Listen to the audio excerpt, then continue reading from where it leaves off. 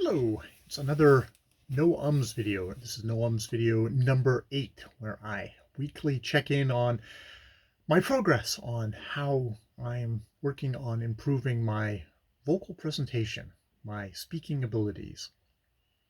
So yes, and let's start off. Number 1, exercises. I've been doing my daily relaxation and sort of strengthening exercises for my voice. This is doing the humming up and down. This is putting the ridiculous pen in my mouth and well, that's not the putting it in my mouth and saying the alphabet out loud with a pen held lightly in my mouth. This is doing all the tongue twisters and the badaga padaga exercises as well. Tomorrow or on Monday I'm going to actually film what's the results being, but I've been doing it daily. I am definitely getting to that point where it's like, oh, do I have to do this today? I'm at that point, which is a good thing to be self-aware of. It's like, okay, you start getting that I'm bored, or oh, it's like it's too much effort on some days when you're just tired. That's a good sign. That's like, okay, keep on going, keep on going. You're going to work through that. Possibly I'll incorporate different exercises if there is a tedium factor in there, but I can also see some improvement. So I think it's good to maybe just keep with this core of exercises for a couple of cycles and film myself and see if there's some improvement. I believe there's some improvement just doing that badaga badaga exercise. It's like, oh, I can do that a lot quicker now. Does that result in better voice? I think I don't know. It's speaking. So it is practice on the speaking. The second thing that I've definitely done since our last thing is I have actually subscribed to a channel. It's the Improve Your Voice is what the name of the YouTube channel that I've subscribed to. He does some stuff that I'm not interested in. He's definitely interested in getting you to kind of sign up for his program, which I'm not that interested in. I think a part of that is just to say, okay, he wants to get you into a program so that you'll actually do a weekly practice on that, which I think, I mean, for some people, maybe spending the money would be a sign of commitment. For me, I think the best commitment is just for me to continue with my hodgepodge of piece together stuff and picking what I want and going from there. Latest video his was five things to do, don't things not to do, or to do, kind of a not and to do, to improve your voice. Those were number one is relax. He said there's a lot of people who exercise a lot, and that does kind of make their bodies a little bit more tenser. I think, just there can be, it can be through exercise. It could also just be stressful living, stressful world we live in. There's definitely something to be said for just consciously learning how to relax your body, and definitely doing these exercises, warm up exercises, is the way I try and kind of loosen up. Get that good yawn in, and just and loosen my the tension in my body. And yeah, just yeah, that breath is something that would hopefully help with my voice. Notice, like, a lot of this stuff is very much improving your voice, just the timbre of your voice. I think it's going for. But I think there's a part of this which goes back to my original thing, which is the no ums and no ahs, which I'm pointing at my little sign here of the things, which I should also try not to lose sight of. And I think a part of that is, but yeah, let me continue on with his stuff. So yes, there's that. There's his number three is don't hold your belly in. I guess a lot of people, like Hispanity, you want to hold your belly in to talk better, but you can tell it's like, oh, my breath. Whereas you let it kind of sag out, suddenly you're sag out. You know, then there's another conversation, another self-help thing to work on, self-improvement thing to work on. But yeah, letting your belly out and then talking, that gives you a much more full range. You're going back to relaxing again, letting your full instrument participate in something, not cutting yourself off up into here and then just talking like this all the time. It's like, no, down here, the voice becomes your you become more resonant. It feels like it to me. Number 4 is negative self-talk, which I definitely is something I need to work on.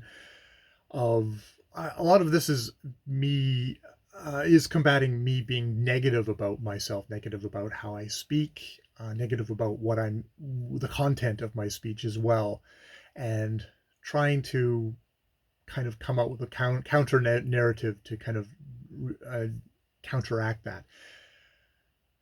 So, I mean, a lot of this is like, affirmations. I have a fantastic voice would be an example that would be used in this particular situation. I guess you could have stuff for, hey, my opinions matter, or I'm allowed to express my opinions. My opinions can be valid. My videos can be worth watching. My videos are fantastic. See, it's like my skin crawls at that kind of stuff. Um, yeah, yeah, but there's at least being aware of like, oh, do I have a negative thing in here? So it's not a bad idea to say, okay, let's try and put something positive in there and counteract. And when I hear that negative stuff, and it definitely comes up in my videos when I'm talking, or I'll run myself down. It's like, let that go. Let that go. It's another form of kind of egotism. You know, just let it go. Let it go and try and be positive. Think of the great stuff. I want to be an awesome speaker. I want to make engaging videos. I don't want a lot of subscribers. Yay. Stuff like that. His number 4 is stop chewing gum, which I don't chew gum, but I guess that's a part of the kind of making making those muscles in your jaw lock up. And it's like, if you can cut back or don't start that, that's a good thing, because you're tightening up jaw muscles with the chewing, apparently. And then not his final one is practice. Practice. You can learn all the theory about this, but you got to practice. You got to keep on. If you want to get better at speaking, you have to speak. For me, I'm not speaking in front of other people, but hey, I'm getting better at speaking in front of the camera. And Lord knows I do lots of that, but mindful practice as well, I guess, is something that I would add on there, is mindful practice, where, because I speak every day and I don't know how much I've improved. And this is me mindfully trying to kind of push myself up a little bit, push myself along, get better at this. So yeah, that was the I improve your voice video that I focused on this week. And I think some of his videos are a little bit more kind of focusing on individuals, like celebrities, and I'll watch them and we'll see if I can glean stuff from it. But it's that one of those things of being aware of, oh, I'm not going to have a great camera, I'm not going to have a great microphone or sound system. What are the things that I want to focus on to make my channel better? And that's, if I can make self improvements, I can just carry that along regardless of the equipment. And I see a lot of people who are on in my particular neck of YouTube, BookTube, who have an incredibly basic setup, but they've got themselves and they bring themselves to their channel. And I know this is like a surface thing. This is very much a surface improvement I'm doing here. This isn't. I think I'll get later on in the review. Later on in this, I'll talk about what I'm maybe trying to bring more substantially into my videos, as well as working on my speech and not doing my stuttering, or my making the sound continually. So also this week, I finished up the Thomas Hardy poems. That's been my practice reading, and I decided, well, poetry is actually a really good way for me to focus on words. And oftentimes poets are giving you words in unexpected ways. In some ways, they're kind of like tongue twisters in their way, and you have to be very thoughtful about each word, each pause, each just the emotion that you might find in a poem, and it might not be immediately aware. So you're kind of focused really granularly on each word, versus it's an exciting scene of action in a story, and you kind of zip along on a bit more of a surface level. In poetry, you have to kind of get down to the language. So I decided I'd just continue on with poetry and read something that's a favorite of mine, the Pear Tree Poems by Roy Kyuka. It's not out of copyright, but it's I'm going to do it. If for some reason I ever get someone says, "Hey, take this down," I will take it down. But it's my practice. It's my practice thing at the moment. And Lord knows I'm butchering it as I go along, and stuttering and pausing and repeating things. And I think I'm actually, because it's not so much broken down into poem more discrete poems. It's more of just a big sequence that I'm just doing a page at a time. And if I get halfway through the sequence and I mess something up, I'm not starting over again. I'll go back and then just read it again. So it's a lot more rough than when I was doing Thomas Hardy, where it's like a single poem. And if I messed it up, I just retake it. This isn't for public consumption really. So that's fine. So that's my daily practice that happens after I've done all my warm up exercises. The other thing that I am doing for the No Ums No Ahs project, and which does go back to that comes back to what substance am I actually bringing to my videos, is trying to be much more strict with myself about giving myself an outline. I've actually given myself an outline for this video. Just here are the points I want to hit, and I'm going to hit those points and get out. But the good thing about that with a book review is I've been thinking a lot about Alatsue at the moment, a book which I have a lot of troubles with, but also has a lot of kind of surprisingly rewarding things in it.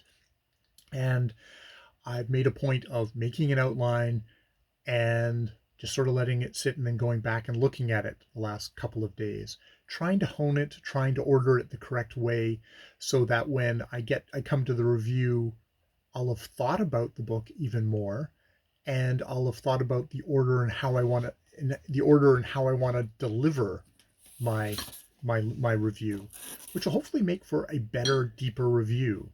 So that's something that where form will follow. Hopefully, form will hopefully follow function. The form will be more pleasing, but it'll also have improved the function of the review. Me trying to get across what I've been thinking about with this book, and also that I've thought about the book maybe a little bit more than I get excited and I just want to start talking about it on camera. We'll see.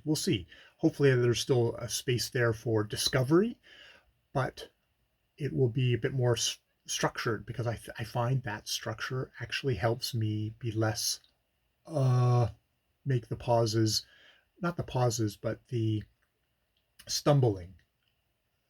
I want to make my speech clear, but hopefully this is also a function of this is recognizing that I need to make my thought clearer, and that will hopefully improve the reviews that I shove out into more public forum. It's a YA book. I mean, just get slammed by a bunch of teenagers who are pissed off I don't like their book. But be that as may, it'll hopefully be a review that'll connect to more people, or it'll be more easily accessible to those people, and it won't be buried behind my fuzzy thoughts and my stumbling words. So yeah. And I think in conclusion, it's just keep on working, keep practicing, keep on doing my daily exercises. I'm going to try, and I was thinking about this. It's like I've been focusing on just one review at a time, and perhaps how I can do things is if I have a couple of reviews I'm working on and I dip into each one of them, then I'm not so stop and start. I'll always have something that, oh, I'm just at the beginning of a review where I've made some very rough points, but it's not really firm yet. And then I've got one working, and then, oh, I've got one here that I've solidly tapped out, and I can record that review while I'm still working on the other reviews, and just get that process going a little bit more quickly. Because I think one of the other things is that I have a tendency to just do one at a time, and then I get impatient that I haven't filmed. I don't have anything to film today, even though I have the time. It's like, if I can actually work on have a couple of different projects all in different stages, then I'll have a little bit of a conveyor belt of things where, oh, we're at different stages on the conveyor belt, and I can do a little bit of work here, a little bit of work here, and, oh, I get to film here, which, the actual standing in front of the camera and talking is something I enjoy, which is probably one of the reasons why I want to improve myself in doing it. All right, that was a very organized and rather long video of my no ums and no ahs, but I'm glad I do these little updates for myself. All right, more videos later.